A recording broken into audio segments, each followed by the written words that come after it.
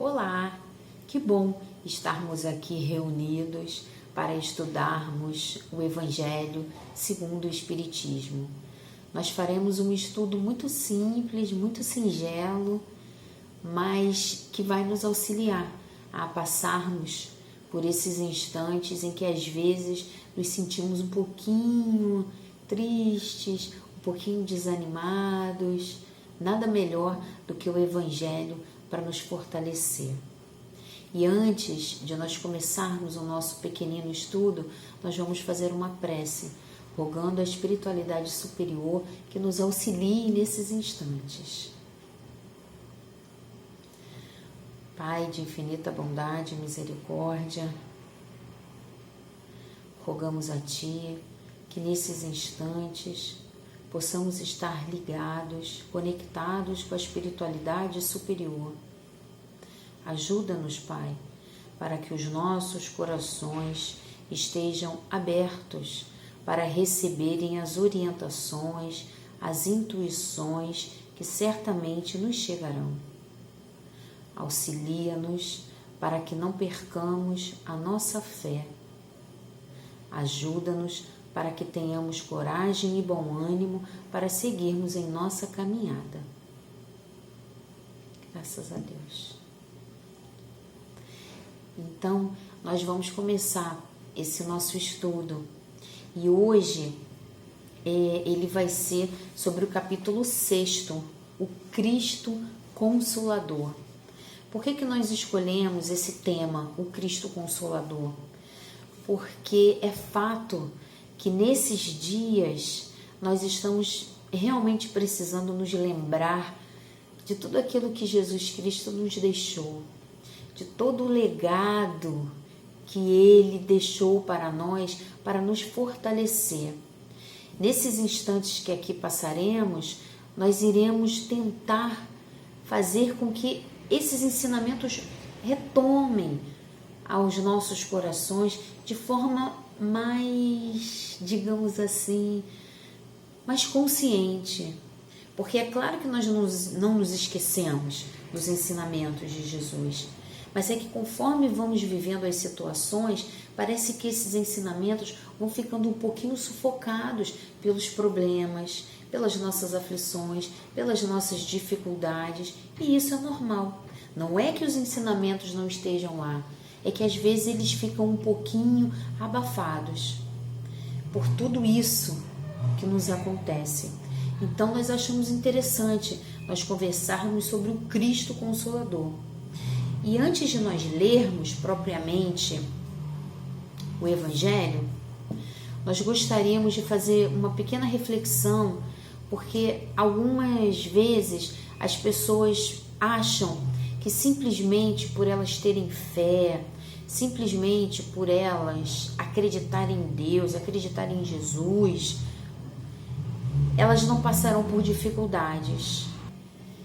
E isso não é verdadeiro. Não é verdadeiro porque, vamos nos lembrar, Deus, Ele é justo e Ele é bom. E Ele ama a todos nós da mesma forma.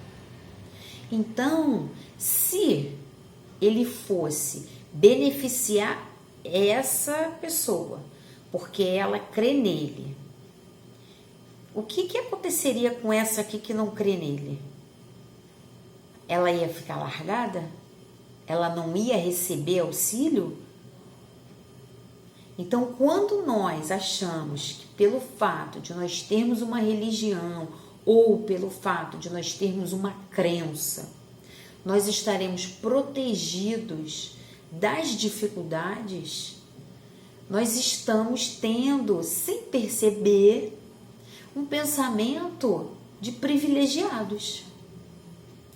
E dentro da ideia de Deus bom e justo, não existe privilegiado. Nenhum de nós é privilegiado. Todos nós somos filhos de Deus e somos por Ele muito amados. Ele nos ama da mesma forma. Então, não é porque nós temos uma religião que nós não vamos ter dificuldade. E o Cristo Consolador, nós, obviamente, não vamos conseguir aqui dar conta de todo o capítulo, apesar dele ser o menor capítulo do Evangelho.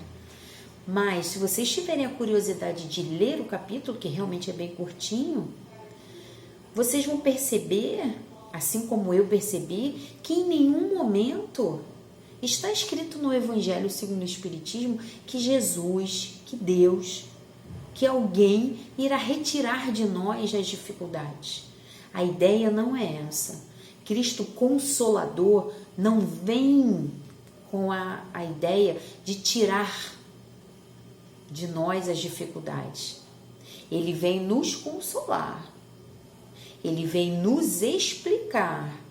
Ele vem nos dizer os motivos pelos quais nós passamos por aquela dificuldade e vem também dizer para nós que aquela dificuldade uma hora vai acabar.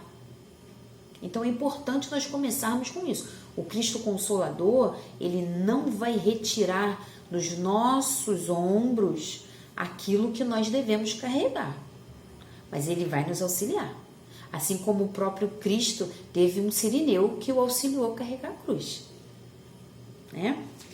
Então, o capítulo 6 do Evangelho segundo o Espiritismo, cujo título é o Cristo Consolador, é dividido em 3 partes. O jugo leve, o Consolador prometido e as instruções dos Espíritos. Nós não vamos conseguir dar conta de tudo, mas nós vamos pegar algumas partes que nós julgamos ser mais importantes, embora tudo seja muito importante. Vamos começar pelo jugo leve. E o primeiro item diz-nos assim: vinde a mim, todos vós que estáis aflitos e sobrecarregados, que eu vos aliviarei. Tomai sobre vós o meu jugo e aprendei comigo, que sou brando e humilde de coração, e achareis repouso para vossas almas, pois é suave o meu jugo e leve o meu fardo. Isso pode ser encontrado em Mateus, são palavras de Jesus, que podem ser encontradas em Mateus, capítulo 11, versículos de 28 a 30. Nós vamos estudar esse primeiro item, dividimos em algumas partes. Vinde a mim, todos vós que estáis aflitos e sobrecarregados, que eu vos aliviarei.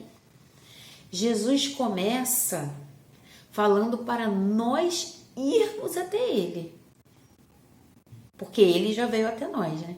Há 2020 anos Ele veio até nós.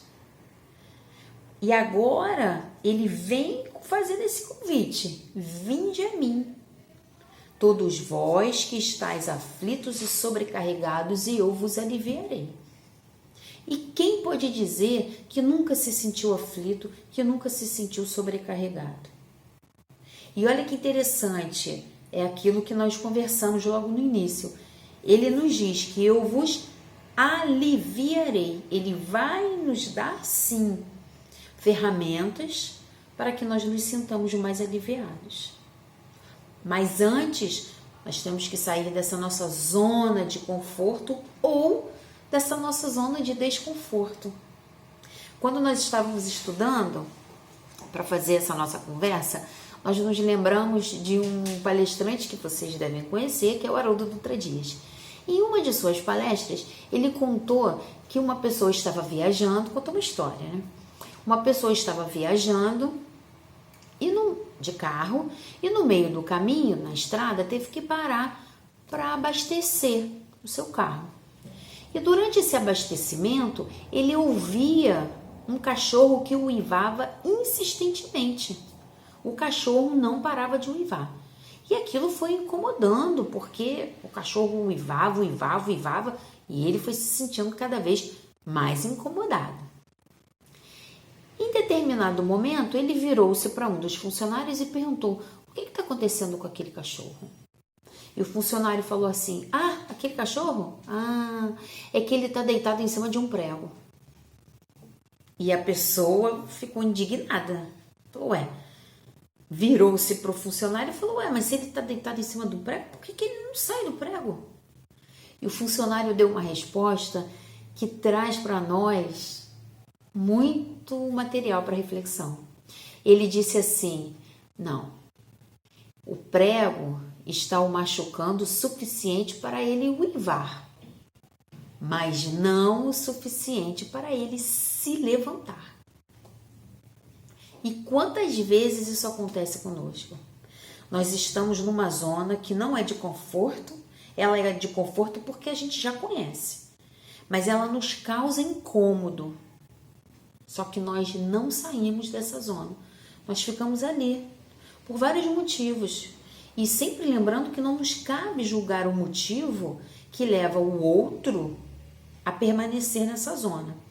A doutrina espírita é uma doutrina que sempre nos incentiva a olharmos para nós e não para o outro. Cada um dará conta de si mesmo a Deus. Então é importante também nós nos lembrarmos disso, de trazermos sempre os ensinamentos para o nosso próprio aprimoramento, não para o outro. Não é verdade? Então, às vezes nós estamos ali, naquele platô, a gente não sai daquela zona de desconforto. E Jesus faz esse convite: vinde a mim, sai daí, mexa-se, não fique paralisado. Faça uma mudança na sua vida. Deixa aquele homem velho para lá e começa a construir um homem novo. Mas vem até mim. Então Jesus sempre faz esse convite. Nós vamos observar em vários momentos que Jesus não tem nenhum pronunciamento, nenhuma fala que nos induza à paralisia, a ficarmos inertes, acomodados. Não. Nós devemos sempre buscar aquilo que for o melhor para nós, buscando as mudanças. Só que às vezes nós temos dificuldade de ir até Jesus. Porque o nosso orgulho, porque a nossa intemperança, porque a nossa vaidade, porque o nosso egoísmo acabam atrapalhando esse processo. Acabam nos deixando muitas das vezes cegos e nós não conseguimos enxergar o caminho. E ele continua assim para nós, tomai sobre vós o meu jugo. O que é jugo?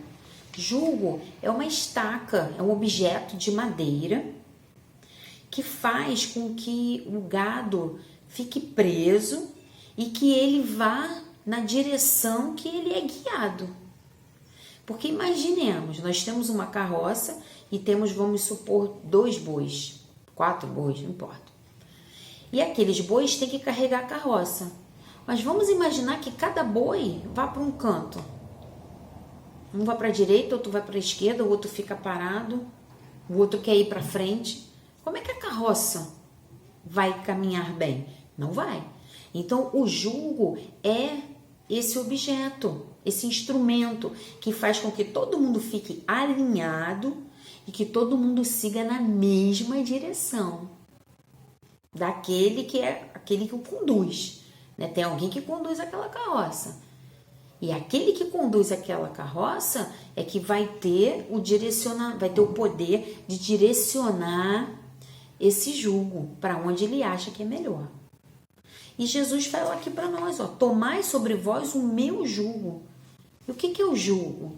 Durante a leitura, nós vamos perceber que o jugo de Jesus é a observância da lei de amor.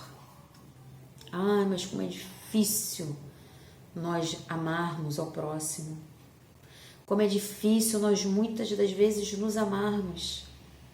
Como é difícil nós prestarmos atenção naquilo que realmente nos faz bem. Por isso que é extremamente importante nós sempre que pudermos nos voltarmos para Deus, nos voltarmos para os ensinamentos de Jesus, nos lembrarmos sempre de que nós somos espíritos imortais, de que Deus nos criou para sermos felizes, de que esta encarnação é a grande oportunidade que nós estamos tendo para nós melhorarmos. Se nós formos lá no Livro dos Espíritos, na questão 132, Kardec vai questionar qual é o objetivo da encarnação. A espiritualidade responde que é a perfeição, nós alcançarmos a perfeição relativa. Uma vez que a perfeição absoluta só Deus tem. Mas nós não podemos perder isso de vista. Nós encarnamos para nos tornarmos espíritos melhores. Então, esse julgo, que é a observância da lei de amor, vai nos direcionar.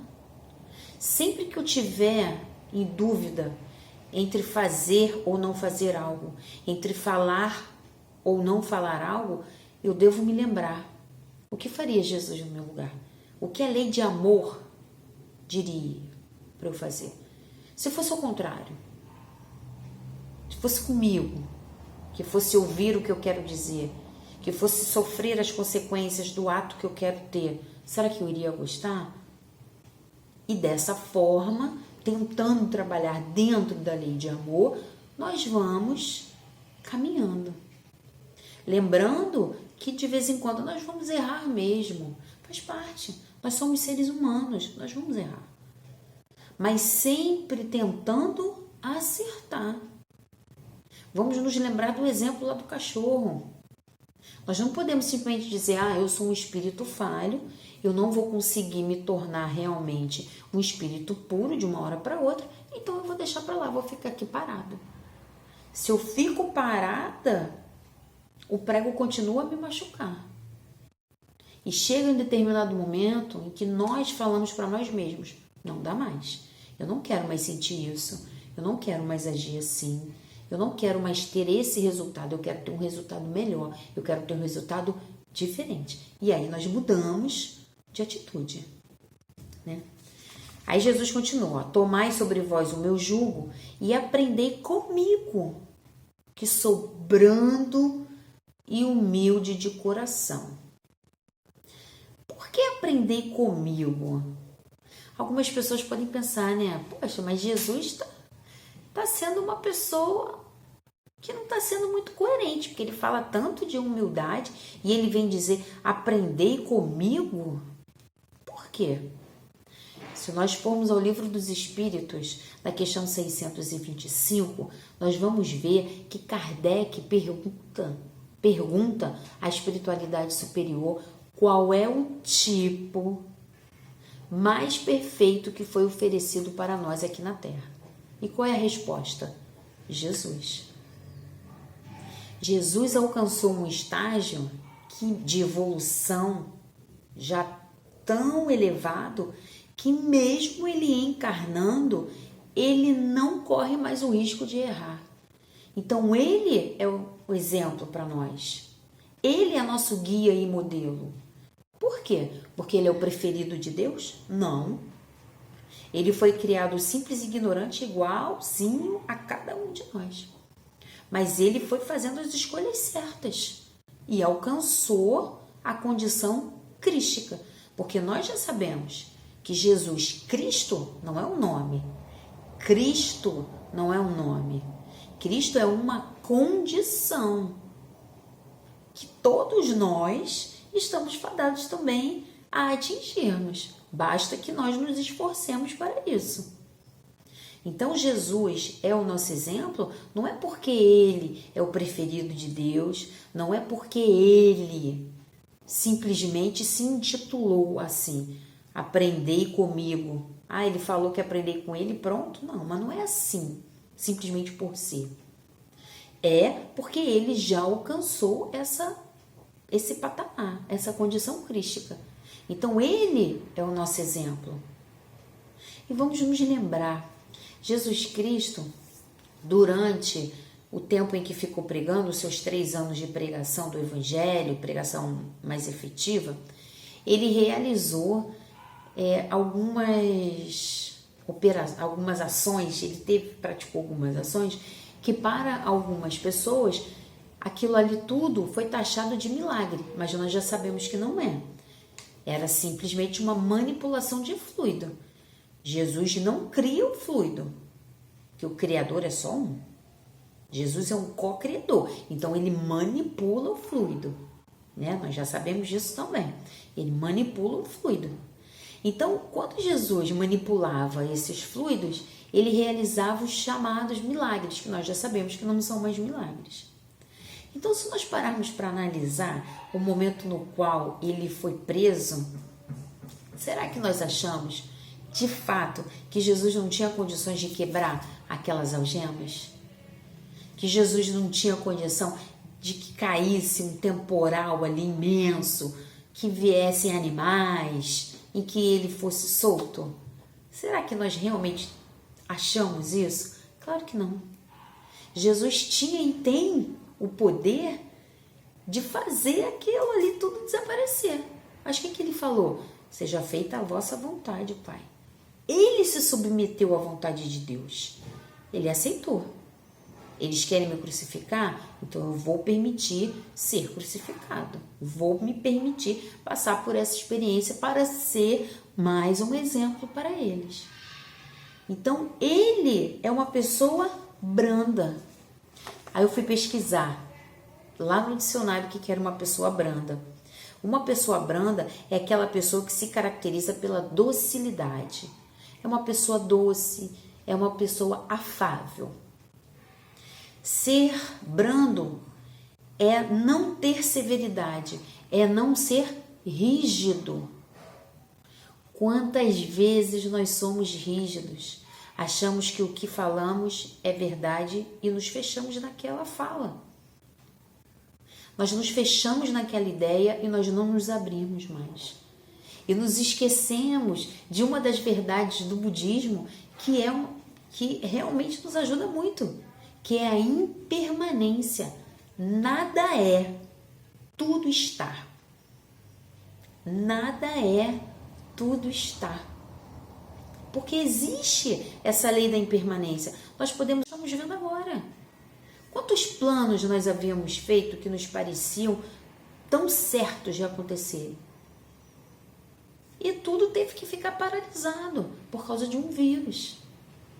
Então é importante nós termos essa flexibilidade. Flexibilidade para ouvir o outro, flexibilidade para se colocar no lugar do outro, flexibilidade para perceber que às vezes o outro está tendo uma atitude porque ele não sabe ter uma outra diferente. Mas se nós já sabemos, se nós percebemos, cabe a nós a responsabilidade de agirmos de forma diferente e não reagirmos na mesma sintonia. Então, por isso que Jesus diz que ele é brando. Aí, porque ele nem um pouco era rígido, né? Uma coisa importante. Não ser rígido não significa que nós não vamos seguir os nossos ideais e os nossos valores. Não vamos confundir. Se aceitarmos aquilo que a vida nos traz não é sinônimo de acomodação, não ser rígido também não quer dizer que nós não tenhamos que ser assertivos em relação aos nossos valores. Não vamos confundir. Uma coisa é nós termos os nossos valores muito solidificados, sedimentados dentro do Evangelho. E outra situação é nós acharmos que aquilo ali que para nós é ótimo, tem que ser ótimo para todo mundo. Temos que ter razão e bom senso, como a doutrina espírita sempre faz esse convite para nós. Razão e bom senso, né? E como ele diz que sou brando e humilde de coração, e eu procurei o brando e achei lá docilidade e um indivíduo afável, eu fui procurar também o que é ser dócil e o que é ser afável. O que é ser dócil? Que aprende com facilidade. Se nós aprendêssemos com facilidade as lições que a vida nos oferece, nós teríamos muito menos aflições. Porque a vida, ela só oferece para nós aquilo que nós não merecemos, no sentido da vingança, no sentido do castigo, mas aquilo de que precisamos. O quanto antes nós aprendermos as lições que a vida quer nos oferecer, mais rapidamente aquelas aflições vão sumir da nossa vida. Por quê? Porque nós não vamos precisar mais passar por todo aquele processo para aprender algo, porque aquilo já está aprendido, aquilo já está sedimentado dentro de nós. Por isso é importante nós sermos dóceis, sermos aqueles que aprendem com facilidade, sermos aqueles que não fiquemos brigando com a vida, porque a vida é do jeito que ela é em determinadas situações. Por exemplo, hoje em dia, não vai adiantar nós gritarmos, nós reclamarmos, nós nos rebelarmos, nós nos revoltarmos com a situação da pandemia. Ela existe e nós não temos como controlar isso. É o desapego, que também é uma outra lei do budismo. E a doutrina espírita fala muito disso, sobre essa questão do desapego. E quando a gente pensa em desapego, a gente pensa que é só de questões financeiras. Não, é nós desapegarmos do controle que nós queremos exercer sobre algo que é incontrolável para nós. E o que é ser afável? Ser afável é ser delicado, educado no trato com outrem, amável e cortês. Isso é que é ser afável. E Jesus realmente foi isso tudo. E Ele nos convida para que nós sejamos como Ele. Para que nós, nos submetamos a alguém ou a algo sem oferecer resistência. Tenho que passar por essa situação? Tenho que passar por essa situação. Então, como é que eu vou mudar isso? Como é que eu vou poder reagir diante de toda essa situação? Eu vou me rebelar? Ou eu vou tentar buscar formas de modificar ou de fazer isso da melhor maneira possível? Tanto para mim quanto para o outro, né? E aí ele continua no item 1 isso, hein? Aprendei comigo que sou brando e humilde de coração e achareis repouso para vossas almas. Esse repouso para vossas almas também não é aquela ideia de que quando nós partirmos daqui, se nós tivermos cumprido com a nossa obrigação, se tivermos feito tudo certinho, não é que nós vamos ficar em um lugar geograficamente limitado e fazendo nada. Esse repouso não é o repouso literal. Esse repouso é a paz, é a tranquilidade, é a alegria. Quantas e quantas pessoas gostariam de ter minutos de paz? Minutos em que percebessem o amor de Deus entrando pelos seus corpos, sustentando-as naqueles momentos difíceis, naqueles momentos complicados. Quantas pessoas gostariam disso? E elas não têm. Não é verdade? Não tem porque de alguma forma não foram até Jesus. Vinde a mim. E nós também.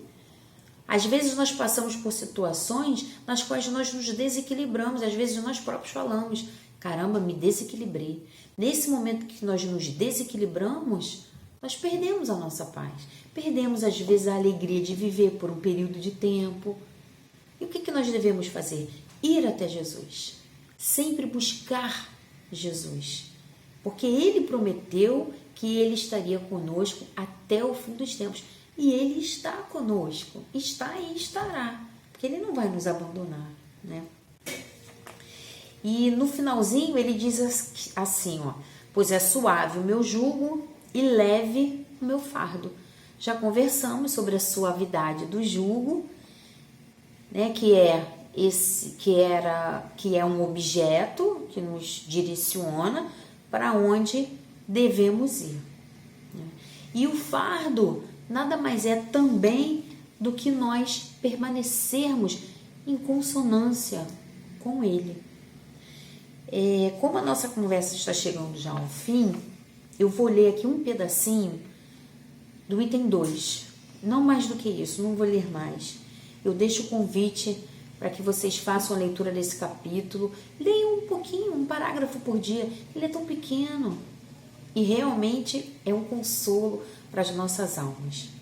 O item 2, que eu também não vou ler todo, só vou ler uma parte, diz-nos assim, olha só, todos os sofrimentos, misérias, decepções, dores físicas, perda de seres amados, encontram consolação na fé no futuro, na confiança na justiça de Deus que o Cristo veio ensinar aos homens.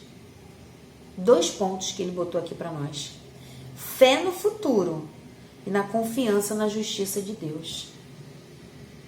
Em todos os momentos em que nos sentirmos aflitos, em que nos sentirmos sozinhos, em que nos sentirmos abandonados, em que nos sentirmos injustiçados, vamos nos lembrar dessa indicação aqui.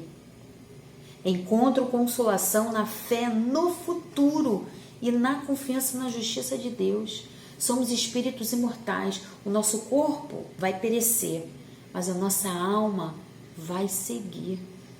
E Deus, como tem lá na questão número 10, se eu não me engano, do Livro dos Espíritos, 10 ou 13, que fala dos atributos de Deus, nós temos lá, falando que Deus é justiça. Deus é justo. Nada acontece sem que Deus permita.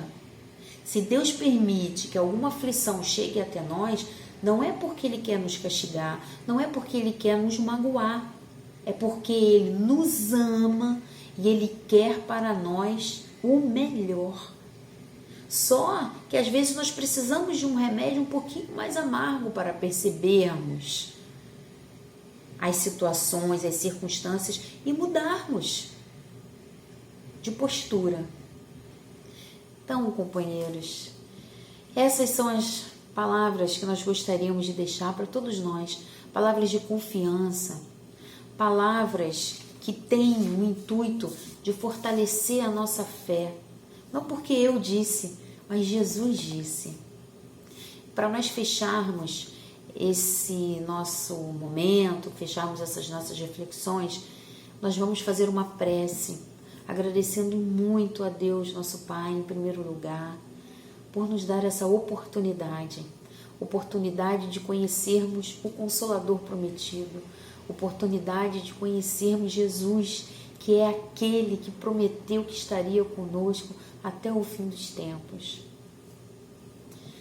Pai de infinita bondade e misericórdia, profunda é a nossa gratidão por esses instantes em que estivemos um pouquinho mais conectados ao Teu amor, às Tuas palavras. Rogamos a Ti, Pai, que nos fortaleça, que nos auxilie para que não nos falte nem coragem nem bom ânimo para seguirmos em nossa caminhada rumo à nossa felicidade eterna. Graças a Deus. Para fechar mesmo, nós vamos pedir permissão para lermos uma prece que se encontra no livro Paulo e Estevão. Essa prece ela foi cantada por Abigail a pedido do seu irmão Gesiel no momento do desenlace do pai deles. Gesiel estava muito machucado e não conseguia cantar. E ele pediu a Abigail que ela cantasse essa prece tão linda, que é a prece dos aflitos, e eu vou pedir permissão para ler, para todos nós.